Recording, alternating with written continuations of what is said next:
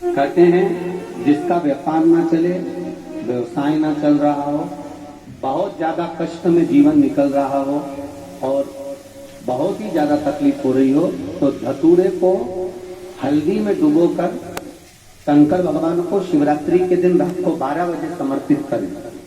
उस धतूरे को वापस उठा लाएं 5-10 मिनट के बाद, श्री शिवाय नमस्तुभ्यम बोलकर लाल कपड़े में उसको बांधकर व्यापार वाली जगह में कहीं पर भी उसको बांध दिया जाए। व्यापार पीछे नहीं हटता, व्यापार अग्रण्य भाव में बढ़ता चले जाता है। महाराज, तो धतूरे को केवल परंतु शिवरात्रि के दिन रात को 12 बजे ही किया जाए, हल्दी में डुबोना पड़ता है।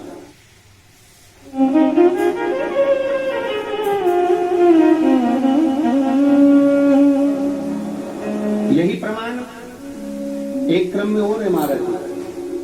लिंग पुराण कहती है, मान लो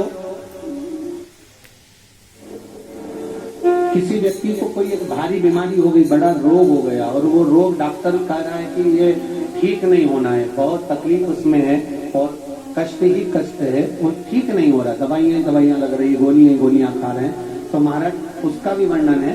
7 धतूरे, कितने धतूरे लेना है? 7 धतूरे।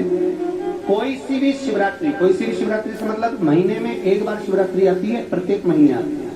किसी भी शिवरात्रि के दिन 7 धतूरे लेकर, एक धतूरे में मोली, लच्छा, नाड़ा लपेट कर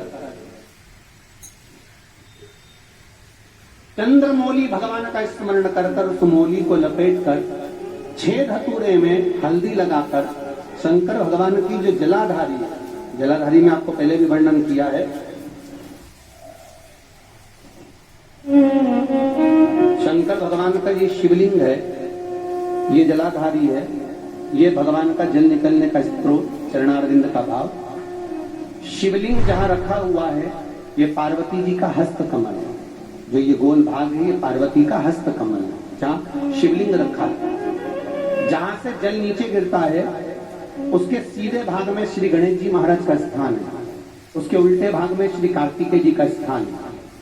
जलाधारी के सामने एक मोटी सी लाइन होती है, कहीं सांप बना होता है, कहीं स्थान बना होता है। जो मोटी सी लाइन है, ये शंकर भगवान की सबसे छोटी लड़की अशोक सुंदरी का स्थान है। जलाधारी के ऊपर जो 3 टेकी लगी है, ये भृगु ऋषि का भृंगी गण का स्थान है।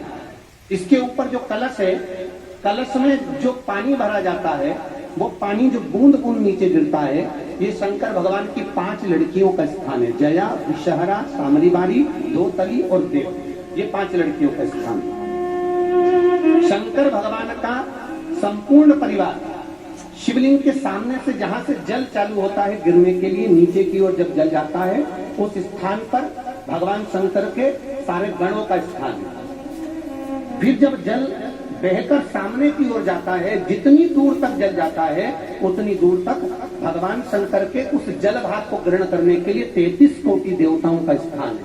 इसलिए उस जल को हम लांघते नहीं है, क्योंकि वहां 33 कोटि देवता विराजमान रहते हैं। महाराज, तो जो बीमारी डॉक्टर ने बता दी और बहुत बड़ा रोग हो गया और शरीर में कष्ट है, ठीक नहीं हो रहा, चाहे लीवर से जुड़ा हो, चाहे किडनी से जुड़ा हो, चाहे कैंसर से जुड़ा हो, और मान लो शरीर में कहीं गांठ भी हो गई है और वो मिटी नहीं रही हो, तो महाराज निवेदन है 7 धतूरे, एक धतूरे पर मोली लपेटकर वो शंकर जी के शिवलिंग के ऊपर चढ़ाना।